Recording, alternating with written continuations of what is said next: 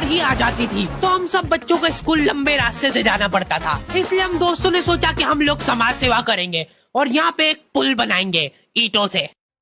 5-10 दिन तक दिहाड़ी करने के बाद हमारा पुल रेडी था, पर उस सरकारी पुल का भरोसा नहीं था, क्योंकि हम लोग जब डेमो दे रहे थे तब हमारा टीम मेंबर ही अंदर गिर गया था। देखो बहुत सिंपल है, आपको सिर्फ ऐसे करके जाना है। कॉलोनी के एक भी जन को उस पुल पे भरोसा नहीं था, लेकिन हम लोगों ने हार नहीं मानी। हम लोगों को कुछ लाचार जानवर मिले जिन बेचारों के पास बारिश में रहने के लिए छत नहीं थी, तो हम लोगों ने वो पुल की ईंटें निकाल के उनके लिए घर बनाया। सच बता रहा हूँ, उस दिन हमको घर पे आके चैन की नींद नसीब हुई थी और उन कुत्तों को स्वर्ग। रात में आंधी तूफान चला तो वो ईंटें उनके ऊपर ही गिर गई, जिसका बदला लेने उनके परिवार वाले मेरे को ढूंढते हुए आए थे। वो ना मिल गया, मारो साले को, मैं कूदूंगा इसके ऊपर मैं। हाँ सबको मौका मिलेगा, रुको।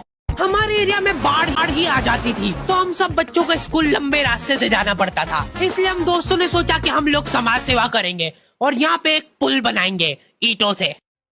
5-10 दिन तक दिहाड़ी करने के बाद हमारा पुल रेडी था, पर उस सरकारी पुल का भरोसा नहीं था, क्योंकि हम लोग जब डेमो दे रहे थे तब हमारा टीम मेंबर ही अंदर गिर गया था। देखो बहुत सिंपल है, आपको सिर्फ ऐसे करके जाना है। कॉलोनी के एक भी जन को उस पुल पे भरोसा नहीं था, लेकिन हम लोगों ने हार नहीं मानी। हम लोगों को कुछ लाचार जानवर मिले जिन बेचारों के पास बारिश में रहने के लिए छत नहीं थी, तो हम लोगों ने वो पुल की ईंटें निकाल के उनके लिए घर बनाया। सच बता रहा हूँ, उस दिन हमको घर पे आके चैन की नींद नसीब हुई थी और उन कुत्तों को स्वर्ग।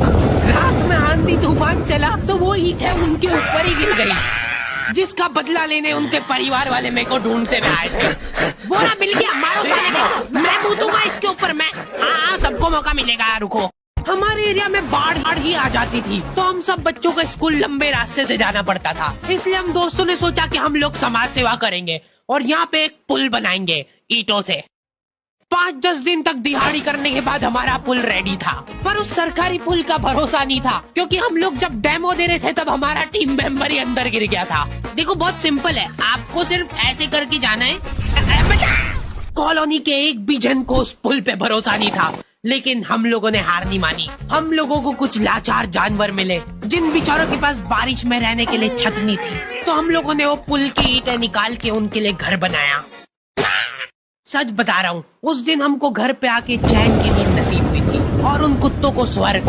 रात में आंधी तूफान चला तो वो ईंटें उनके ऊपर ही गिर गई, जिसका बदला लेने उनके परिवार वाले मेरे को ढूंढते हुए आए थे। वो ना मिल गया, मारो साले को, मैं कूदूंगा इसके ऊपर मैं।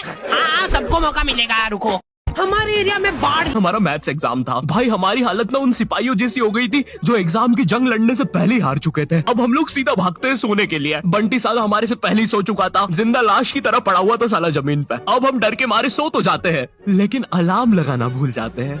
सुबह के 9 बजे राजू के घर वाले आके हमको उठाते हैं, मुझे और बंटी को घर भगाते हैं, राजू को एक चमाट मारते हैं और अब हम लोग 7:30 का पेपर 9 बजे देने जाते हैं।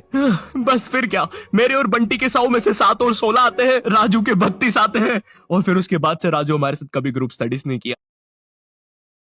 मैं स्कूल में एक ऐसा बच्चा था जो कि चुपचाप बैठा रहता था।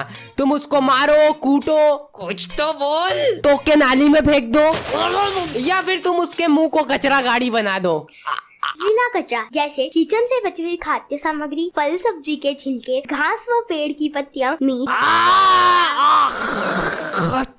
और इतना सब कुछ होने के बाद भी मैं कुछ बोलता नहीं था, लेकिन जब बोलता था तब तो होमवर्क क्यों नहीं करा? सर मेरा मन नहीं हुआ। सर मार क्यों रहे हो? क्योंकि मेरा मन हो रहा है। बेटा इस पीरियड में बैठ के तुम सबको ये रटना है, तो चलो शुरू हो जाओ मेरे रट्टू। नहीं, मैं ऐसा नहीं होने दे सकता। अब मुझे ही अपने देश को बचाने के लिए कुछ करना पड़ेगा। सकते हैं। यहाँ 3-3 दिन तक बिजली नहीं आती है, लेकिन फिर भी कोई खंबे से चिपक के मर जाता है। यहाँ पे एक 10th क्लास की कोचिंग थी और भाई ये कोचिंग पूरी प्रॉपर थी। वो तुम्हारे मोहल्ले की ट्यूशन जैसी नहीं, जहाँ वो बालों में टॉवेल बांधकर निक्कर स्लीपर में एक दीदी तुम्हें पढ़ाती थी। वो दीदी के घर पे इतने सारे बच्चे आते थे पढ़ने, दीदी को पता ही नहीं कौन क्या है। दीदी छोड़ो, बच्चों को नहीं पता टीचर कौन है। एक बच्चा पढ़ाई में अच्छा है, सब लोग उसको ही टीचर समझ रहे हैं। वो बच्चे ने अपनी अलग कोचिंग खोल रखी है बीच में, वो नए टीचर्स लेके आ रहा है। स्टूडेंट्स, ये है मिस्टर अब्राहम जी, अब से आपको केमिस्ट्री यही पढ़ाएंगे। वो दीदी के घर घर में दीदी से ज्यादा सक्सेसफुल हो गया है। दीदी अभी भी एक कमरे में है, उसने दूसरे कमरे में बिल्डिंग बना दी है। इतने छोटे छोटे बच्चे कोचिंग जाते हैं आजकल, और वो बेचारे आज और कल ही जा पाते हैं क्योंकि परसों तो कोई ओमनी वैन में पकड़ के ले जाता है। इतना कंपटीशन आ गया है, बच्चे 6वीं 7वीं छोड़ के यूपीएससी प्रिपरेशन कर रहे हैं और वो फिर भी फेल हो जा रहे हैं। हाँ, क्योंकि यूपीएससी वाले उधर 6वीं 7वीं के क्वेश्चन पूछ रहे हैं। एक क्वेश्चन था यूपीएससी का कि तुम कितनी बार 100 में से 10। भाई मेरे गाँव में जब अंग्रेज थे तब खाना नहीं बनेगा आज घर पे। पापा वो देखो जो रायता वाला आ रहा है। फटाफट पी फटाफट पी।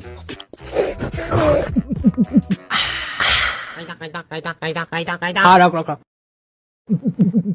और रख तो सही यार। अरे ओ देख भाई सही बताऊं ना तुम बहुत मन मारोगे खाया मैंने। पापा बस और नहीं खवाया, पेट फूट जाएगा मेरा। कोई देख तो नहीं रहा है। ओ चलो चलो चलो खा लिया सबने। हाँ हेलो, हाँ इधर कोई नहीं पकड़ रहा, आ जाओ तुम तो सब लोग। हाँ बढ़िया है, खाना पीना भी। अरे सब है दाल चावल रायता सब है। हाँ ठीक है, आ जाओ फटाफट। बस अब तो जान दो मेरे को मेरे घर। नहीं ऐसे कैसे घुस गए बिना बुलाए। बर्तन बनवाओ इससे सबसे पहले। और तो और पता है अपनी बीवियों के बारे में क्या क्या। नहीं सॉरी मैं मान रहा हूँ, बर्तन मान रहा हूँ मैं, झाड़ू पोछा क्या करना है सब बता दो। मैं पेट